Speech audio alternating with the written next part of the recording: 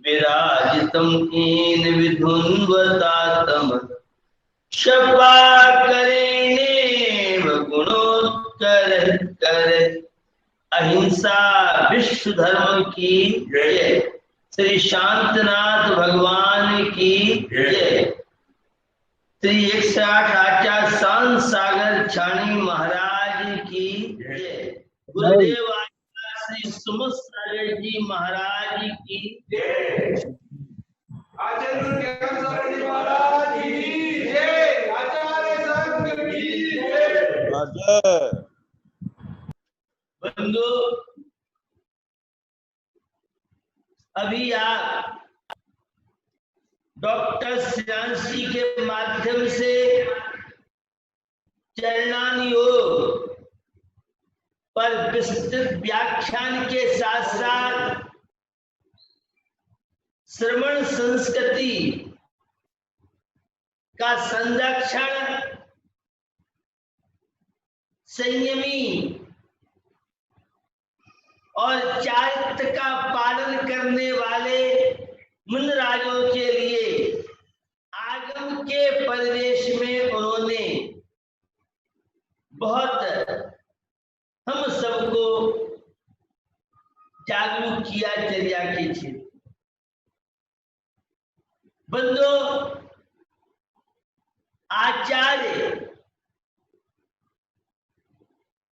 भगवंतों ने हम सबका कुशल मार्गदर्शन किया है। आचार्य कुंद स्वामी ने समय सार के माध्यम से बताया है, शुद्ध परिचिदान भूया सब काम भोग बंद कहा लंबे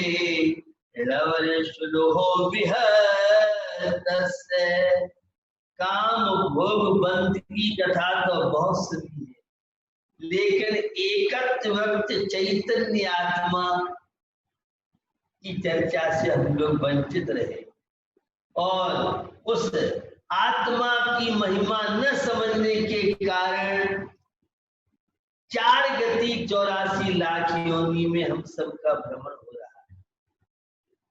बंधु, उस अध्यात्म और आगम को समझने के लिए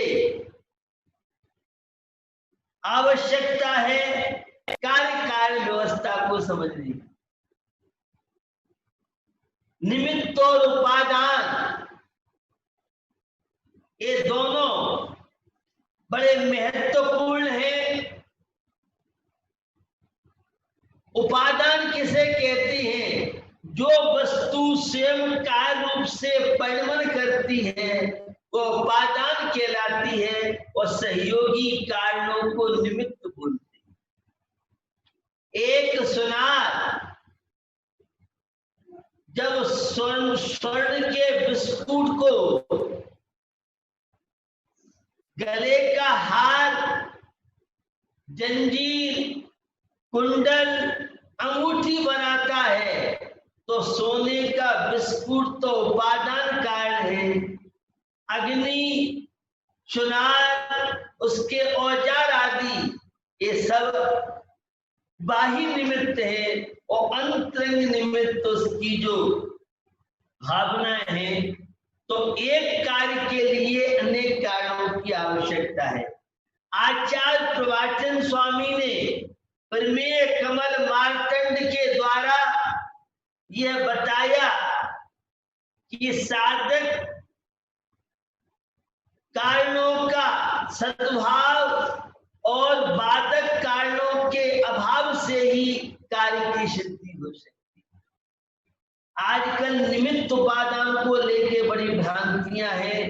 एक पक्ष कहता है उपादान से कार्य की सिद्धि होगी, एक पक्ष कहता है निमित्त से कार्य की सिद्धि होगी, एक पक्ष कहता है निमित्त और उत्पादन दोनों का सामंजस्य बिठाए।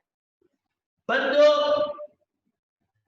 उपादान निश्चय को विषय बनाता है तो निमित्त व्यवहार को विषय बनाता है और दोनों में मध्यस्थ भाव रखना, ये आचार्य अमृतचंद स्वामी का समय सार कलश और पुरुषार्थ शुद्धि उपाय में अमृतचंद स्वामी ने दोनों में मध्यस्थता की बात की है।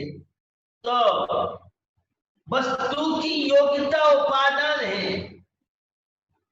कुछ लोग निमित्त को अकिंचित कर मानते हैं और आगम में भी अकिंचित कर का उपयोग किया है, लेकिन अकिंचित कर का मतलब यह नहीं है कि निमित्त कुछ नहीं करता है। यहाँ अकिंचित कर ईसद अर्थ में लिया है। निमित्त सहयोगी है, उदासीन रूप से भी है। निमित्त के कई भेद हैं, अंतरंग निमित्त, बहिरंग निमित्त, उदासीन निमित्त और प्रेरक निमित्त। बंदो, निमित्त और उपादान समझ में आ जाएंगे तो कोरोना वायरस का डर भाग जाएगा। कोरोना वायरस आपका कुछ भी बिगाड़ नहीं पाएगा, लेकिन वाइट में समझना, ब्लैक में मत समझना। आप देखेंगे वाइट और ब्लैक का मतलब क्या है? वाइट ब्लैक का मतलब ये है यथार्थ रूप से निमित्त को निमित्त रूप से मानो, उपादान को उपादान रूप से मानो। उस निमित्त और उपादान को देखें। तेल निकलेगा, वो सरसों और तिली के बिना तेल नहीं निकलेगा, लेकिन बिना स्पेलर या बिना यंत्र के भी सरसों रूपी, तिली रूपी, मूंगफली रूपी उपादान मौजूद है, फिर भी नहीं हो सकता। हमारी आत्मा उपादान कारण है मोक्ष जाने में, और ये देव शास्त्र गुरु ये बाह्य निमित्त कारण है। इस द्वादशांग जनवाणी के माध्यम से हमें 7 तत्व, 6 द्रव्य, 9 पदार्थ, पंच को केवल ज्ञान हो गया, और उनका उपदेश सुनने के लिए श्रोतागण पहुंचते थे। उपादान की योग्यता मौजूद थी, लेकिन योग के गणधर के अभाव में वह देशना नहीं हो सकी। दूसरा देखें, धर्म द्रव्य की चर्चा, दिन के द्रव्य गुण पर्याय की चर्चा में आपने प्राचार्य अनिल जी के माध्यम सुनी, और उमा स्वामी महाराज, सर्वासिद्धि में पूर्णपाद स्वामी, राजवार्तिक में आचार्य अखिलेंद्र स्वामी, चित्त परमेष्टि का आगे गमन क्यों नहीं होता है? उन्होंने कहा कि भैया धर्म द्रव्य का अभाव होने से आगे गमन नहीं होता है। तो निमित्त को निमित्त रूप से मानिए, उपादान को उपादान रूप से मानिए। हम इस निमित्त और उपादान को लेके आज बहुत भ्रम पाल रहे हैं, जिससे हमारी एकांगी दृष्टि बन रही है। तो इस उपादान की योग्यता को आप समझें, निमित्त की महत्ता आप समझें। जब वक्ता उपादान की मुख्यता को लेके बात करेगा तो निमित्त गौण रहेगा, और निमित्त की मुख्यता को लेके बात करेगा तो उपादान गौण रहेगा। कुछ लोगों की जिज्ञासा है कि निमित्त मिलने पर भी कार्य नहीं होता है। तो भैया, निमित्त के बहुत तरह के भेद हैं। एक अंतरंग निमित्त, एक बहिरंग निमित्त, एक प्रेरक निमित्त, एक उदासीन निमित्त। कुछ लोग इस विद्युत प्रशिक्षण शिविर की जानकारी मिली तो ऑनलाइन से जुड़ गए। कुछ लोगों को प्रेरणा की कि भाई अखिल भारतवर्षीय शास्त्रीय परिषद का ये विद्युत शिक्षण प्रशिक्षण चल रहा है, उन्हें जब प्रेरणा मिली तो वे जुड़े। और कुछ लोगों को प्रेरणा मिलने के बाद भी और फिर भी उनका उसमें इंटरेस्ट नहीं है। तो ये कई तरह की चीजें हुआ करती हैं। तो अंतरंग निमित्त हम जब मंदिर जा रहे हैं तो जिन बिंब का दर्शन सम्यक दर्शन के लिए बाह्य निमित्त है। आपने पढ़ा है नंदीश्वर की जयमाला में, कोटि से भाने दुत तेज छिप जात है, महावैराग परिणाम ठहरात है। बैन नहीं कहे लख होत सम्यक धर्म, भवन पावन प्रतिमान मोह सुकरम। अकृत्रिम जनाले नंदीश्वर दीप के कैसे हैं? करोड़ों सूर्यों का प्रकाश फीका पड़ जाता है, करोड़ों चंद्रमा की तृप्ति फीकी पड़ जाती है। बैन नहीं, वे मूर्तियां बोलती नहीं है, लेकिन भक्त्यात्माओं को सम्यक दर्शन की प्राप्ति का बाह्य निमित्त है। और अंतरंग निमित्त अनंतानुबंधी क्रोध मान माया लोभ मिथ्यात्व समिथ्या संप्रकृति, इन 7 प्रकृतियों के उपसम आदि से जो परिणामों की निर्मलता है वह अंतरंग निमित्त है। तो एक कार्य के लिए अनेक कार्यों की आवश्यकता है। क्या बात है? छायक सम्यक दर्शन क्यों नहीं होता है वर्तमान में? क्योंकि छायक सम्यक दर्शन केवली या सुकेवली के पाद मूल में ही होता है। निमित्तों का भी अपना प्रभाव है। निमित्त सब कुछ करते ऐसा एकांत नहीं है, और निमित्त कुछ नहीं करता ऐसा एकांत नहीं है। जो निमित्त उपादान की बात आती है, किसी ने हमें गाली दी तो सम्यक दृष्टि स्वपर भेद विज्ञानी अध्यात्म प्रेमी धर्मात्मा क्या सोचता है? मेरे अशुभ कर्म का अंतरंग निमित्त है, तो ये तो बाकी में निमित्त है, इसलिए इसका कोई दोष नहीं है। अपनी करनी आप करें, सिर और के धरता, गलती स्वयं करता है और थोपता दूसरे पर।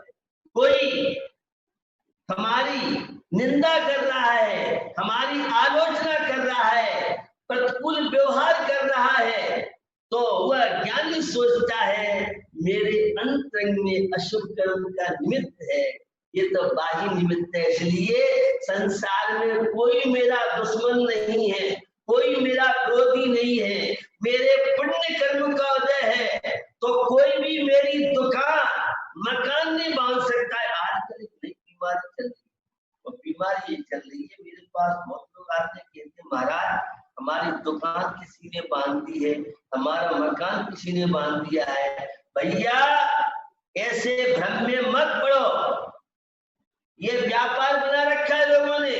कोई किसी की दुकान नहीं बांध सकता अगर पुण्य कर्म का तीव्र उदय है, कोई किसी का मकान नहीं बांध सकता है। और भी बहुत देगी अमुक काम नहीं हो रहा है, पता नहीं क्या है, भैया तेरे पुण्य कर्म के उदय की कमी हो सकती है। तो कोई इन प्रसंगों को लेके हमें कभी भी भ्रम में नहीं पड़ना चाहिए। तो मैं निमित्त उपादान की बात आपसे कर रहा था, मुद्राज को हाथ दे दे। कुछ लोगों की सेज में भावना बनती है पूजन करने की, श्रावण के 6 आवश्यक कार्य है तो पूजा करते हैं, कुछ लोगों को प्रेरणा दी जाती है, और कुछ लोग सहजते ही। तो अंतरंग निमित्त, बहिरंग निमित्त, प्रेरक निमित्त। हमारे पास बहुत लोग आते हैं, हम प्रेरणा करते हैं, भैया मंदिर जाते हो नहीं जाते तो मंदिर तो जाओ। एक बार ये मंदिर बहुत बड़ी उपलब्धि है, ये मंदिर ऊर्जा के केंद्र है, ये मंदिर नेगेटिव सोच को पॉजिटिव बनाते हैं। एक चार्जर से आप अपने मोबाइल डिस्चार्ज मोबाइल को चार्ज करते हैं, ऐसे ही हमारी ये जिनेन्द्र प्रभु की मूर्ति चार्जर जैसा काम करती है। हम संसारी प्राणी जो डिस्चार्ज हो गए हैं, मंदिर में जाते हैं तो हमारी ये जीवन रूपी बैटरी चार्ज होती है। तो ये मंदिर बाह्य निमित्त है, द्रव्य क्षेत्र काल भाव और बाह्य निमित्त का भाव पड़ता है। संयमियों के सानिध्य में रहें, जो निरंतर साधना कर रहे हैं तो अंतरंग निमित्त, बहिरंग निमित्त, प्रेरक निमित्त, प्रेरणा हम करते हैं तो नियम ले लेता है। और कुछ लोग प्रवचन सुन के, जलवाणी पढ़ के या सहज में ही कई प्रकार के अणुव्रत महाव्रतों की ओर कदम बढ़ाते हैं लोग। से आपने चरणानुयोग पर चर्चा सुनी। आचार्य समंत भद्र स्वामी ने विषातीतो निरारंभो परिग्रह ज्ञान ध्यान तपोरक्त तपस्वी सब शिष्य। साधु निरंतर ज्ञान ध्यान की आराधना करता है। यह मुनिव्रत धारण किए हैं तो दूसरों के लिए नहीं, संबंध निजरा के लिए, आत्म कल्याण के लिए किए हैं। वह गंगा जमुना नदी बहती है और उनसे जो पात्र जितना बड़ा ले जाता है वह पात्र भर लाता है। ऐसे ही मुनि महाराज निरंतर आत्मा की साधना करते हैं। भक्त प्राणियों को अणुव्रत और महाव्रत धारण करनी प्रेरणा करते हैं। इसलिए साधु निरंतर अपनी साधना में लीन रहे। असंयमियों से जितना बचेंगे, आरंभ प्रसंगों से जितना बचेंगे, भैया कोई किसी का सुधार नहीं कर सकता है। अरे सुधारक जगत की चिंता मत कर यार, तेरा ही मन जगत है, पहले इसे सुधार। तो भैया हमें ये अंदर जीवन मिला है, आत्म कल्याण की मिला है कि हुंडा अवसरपणी काल में कोई अणुव्रत और महाव्रत पालन करने का मौका मिला है। एक एक समय संबंध निजरा के लिए है। अहंकार किसी का नहीं रहा है। जीवन मिला है तो माधव धर्म को अपना, अपनी आत्मा का उत्थान करो, आत्म कल्याण करो। द्रव्यलिंग को लेकर भी बहुत चर्चाएं चली और द्रव्यलिंगी का मतलब लोग समझते हैं मिथ्या दृष्टि, प्रथम स्थान। भैया द्रव्यलिंग का मतलब होता है बाह्य भेद। जब भी भावलिंग होगा, छठवें सातवें गुण स्थान के परिणाम होंगे, लेकिन तो मोक्ष मंगो, यह निर्गंथी मोक्ष मार्ग है। और तो सारे के सारे उन मार्ग कहलाते हैं। तो कोई मुनि महाराज के परिणाम बेस तो है छठवें सातवें का और परिणाम पंचम गुण स्थान के हो गए तो वह भी द्रव्यलिंगी है। अगर चौथे गुण स्थान के परिणाम है तो वह भी द्रव्यलिंगी है। तीसरे दूसरे गुण स्थान के परिणाम है वह भी द्रव्यलिंगी है। द्रव्यलिंगी माने मिथ्या दृष्टि प्रथम गुण स्थान वर्ती नहीं है। इस बात को सारे विद्वानों को स्पष्ट करना चाहिए, क्योंकि आजकल इन प्रसंगों को लेकर के बड़ी भ्रांतियां हैं। आगम के प्रवेश में बहुत तरह के प्रसंग हैं और प्रसंगों में आज लोग भ्रमित हो रहे हैं। एकल बिहारी के लिए हमारे आचार्य कुंद स्वामी ने कहा कि मेरा जो विरोधी हो, दुश्मन भी हो, वह इस हुंडा अवसरपणी काल के पंचम काल में एकल बिहारी न हो, क्योंकि संघों की व्यवस्थाएं रहती हैं और जो शनि में रह करके संयम तप त्याग की साधना संभव है वह अकेलेपन में संभव नहीं हो पाती है। हम बाही सारे प्रसंगों से जितने बचेंगे जीवन में उतनी शांति, उतनी विशुद्धि बढ़ेगी। इसलिए साधु अपना कर्तव्यों का पालन करें, गृहस्थ अपने कर्तव्यों का पालन करें। साधुओं की साधना में सहयोगी जो चीजें हैं उन्हीं का आप दान दें। अन्यथा स्थितियां आप देख रहे हैं किस तरह से विसंगतियां बढ़ती जा रही हैं। तो हम सबका दायित्व बनता है, श्रवण है, संयमी है, वे निरंतर अपने ज्ञान ध्यान तप की आराधना, आगम प्रणीत धर्म ग्रंथों को पढ़े भैया, ये लोकेशन ख्याति लाभ, ये है जितनी चीजें हैं, एक ग्रस्त व्यक्ति को बाह्य परिग्रह छोड़ना बहुत कठिन कार्य है। उसी तरह से साधु बन करके और लोकेशन ख्याति लाभ से बचना बहुत मुश्किल है। एक बात कहता हूँ, भक्त बनाना बहुत आसान है, लोगों को प्रभावित करना तो आसान हो सकता है, लेकिन भक्तों की जय जयकार से जो संयमी साधु त्यागी बच जाते हैं, वे वैराग्य का, संबंध निजरा का, संयम का, चारित्र का आनंद लेते हुए विशुद्धि बढ़ाते हैं और अपने उस भवों को कम करते हुए विकास करते हैं। तो निश्चित हम इस शादवाद अनेकांतवाद के माध्यम से आगम के रहस्य को समझें, श्रावक अपने कर्तव्यों का पालन करें, मुनिराज अपने कर्तव्यों का पालन करें। इस कोरोना वायरस में सभी विद्वानों का दायित्व कर्तव्य बनता है, श्रावकों का दायित्व कर्तव्य बनता है, वे अपने विल पावर को मजबूत रखें और अखिल भारतवर्षीय शास्त्रीय परिषद के नवोदित विद्वान, पुराने विद्वान, इन सबसे मुझे अपेक्षा है आप जहाँ रहते हैं वहाँ मंदिर में स्वाध्याय अवश्य स्वयं करें, कराएं।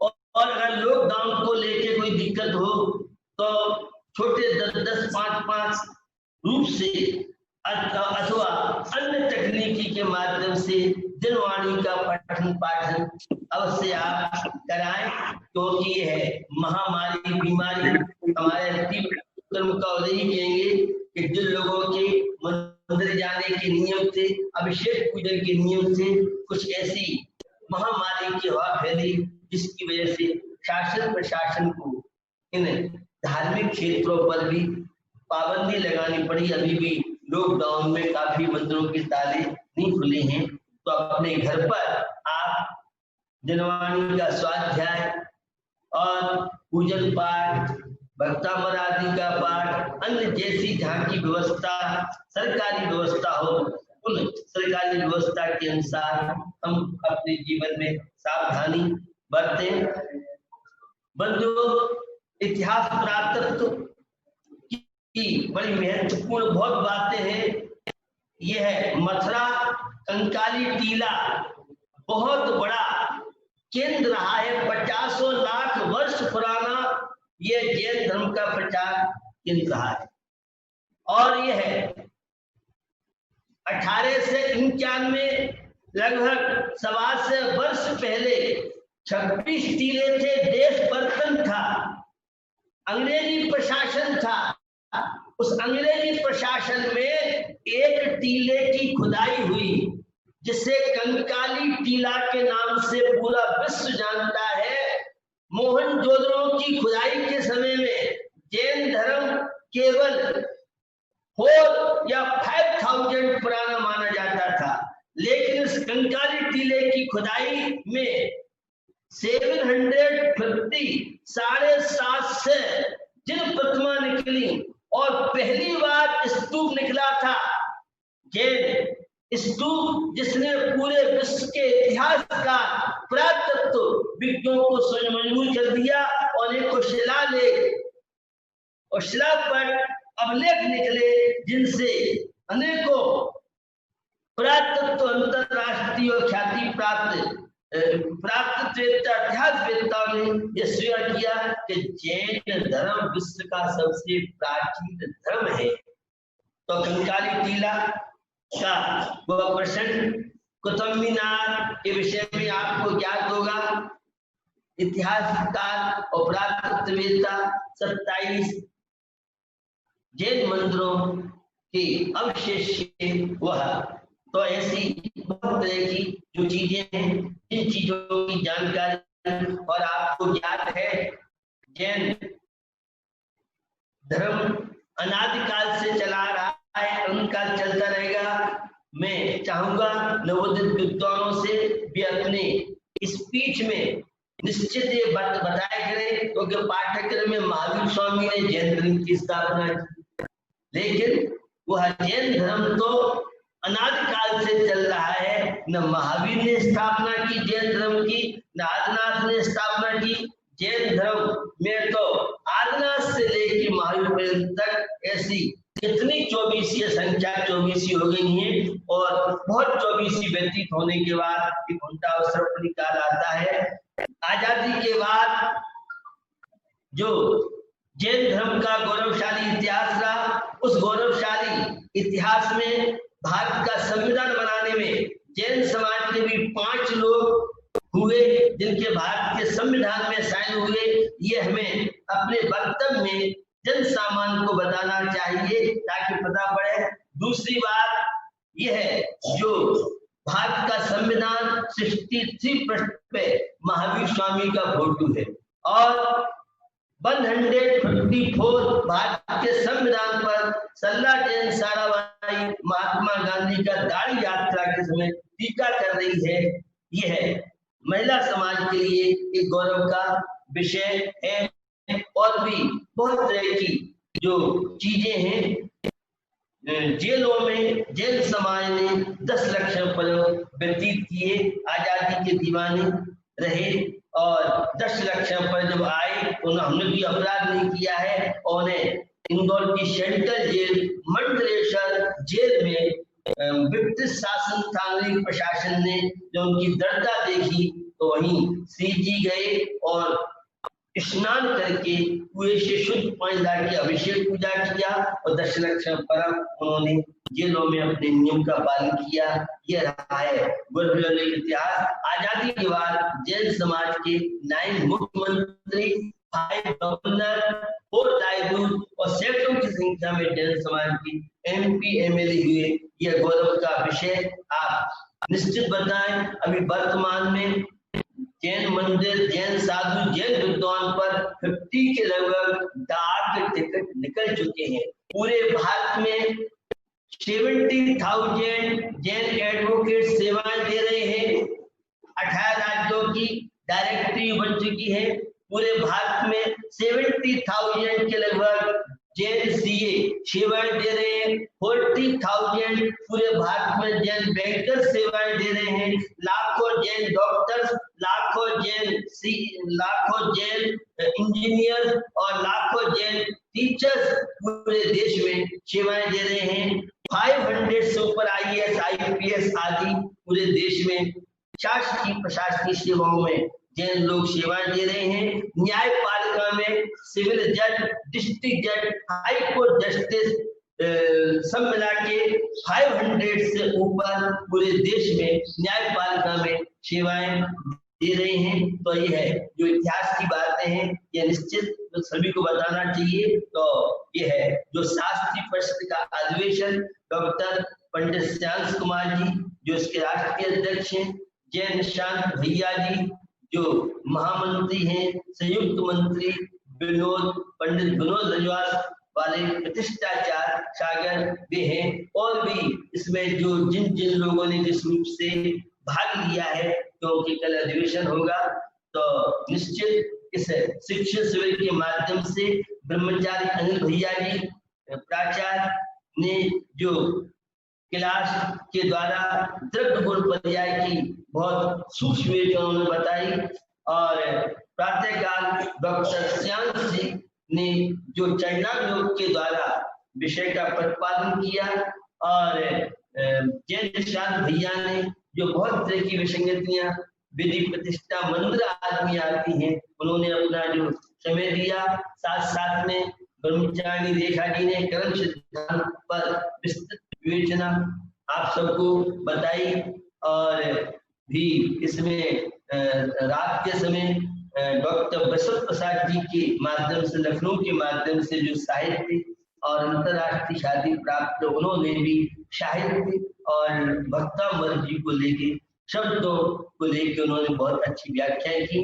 सुनील शास्त्री द्रोणगिरी के द्वारा तत्वासुर की विवेचना, और राजकुमार जी के द्वारा, सागर के द्वारा समीक्षा, विनोद रजवास जी के द्वारा समीक्षा, और डॉक्टर विश्व प्रसाद जी के द्वारा भी उन्होंने वक्तव्य शैली को लेकर की है, जो लॉकडाउन होने के बाद महामारी के बीच में भी अखिल भारतीय शास्त्रीय परिषद ने जो जनवाणी के प्रचार प्रसार ऑनलाइन किया, इसी तरह से करें, क्योंकि आगे क्या होगा नहीं होगा, लेकिन हम इस तकनीकी के द्वारा जनवाणी के प्रचार प्रसार और आगे जो मकर सप्तमी पर्व, रक्षाबंधन पर्व, 10 लक्ष पर्व में भी आगे क्या कोरोना करता है नहीं करता है, जो भी जैसी स्थितियां हैं, इन सब परिस्थितियों के बीच में हम जनवाणी का प्रचार प्रसार, अगर क्योंकि भीड़ के लिए तो लॉकडाउन अगर रहा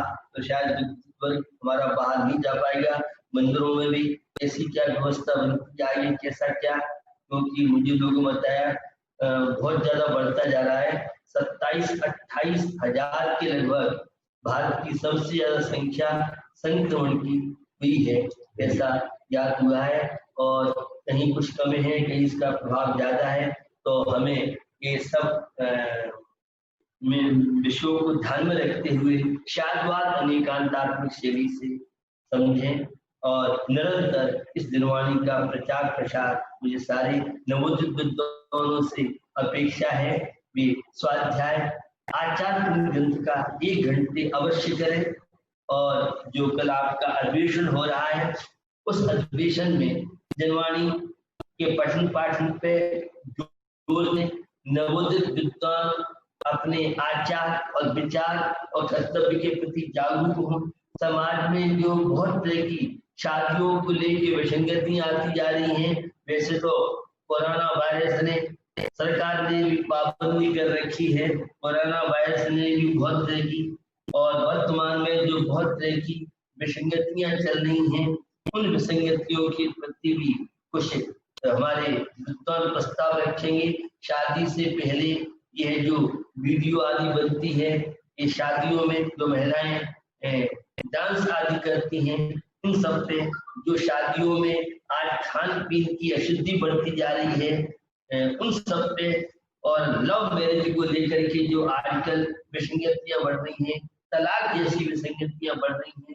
हमारी एक समाज है, सामाजिक व्यवस्था है, इन व्यवस्थाओं पर अगर हम व्यवस्थित रहेंगे तो कोरोना वायरस से बचेंगे और हमारे जीवन में स्वच्छंद प्रवृत्तियां बढ़ती जाएंगी।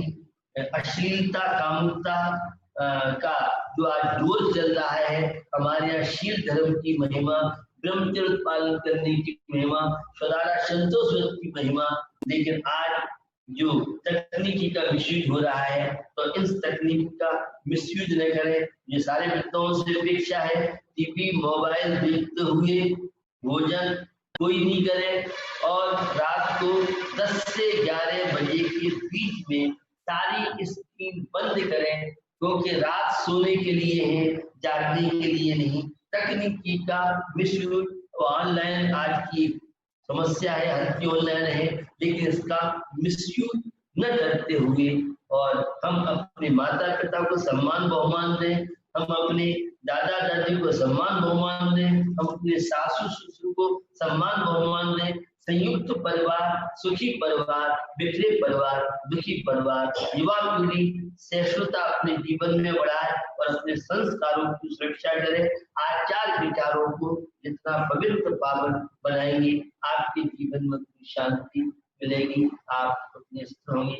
इसी पवित्र भावना के साथ मेरे द्वारा इन 4 दिनों में वक्तव्य के द्वारा किसी तरह का क्षोभ पहुंचा हो, आप ध्यान नहीं देंगे। इसी तरह से द्रव्य शुद्ध ज्ञान और भाव शुद्ध ज्ञान के माध्यम से सभी विद्वान हमारे जनवाणी का प्रचार प्रसार करते हुए आत्म उत्थान की ओर, आत्म कल्याण की ओर बढ़े। इसी भावना के साथ अहिंसा विश्व धर्म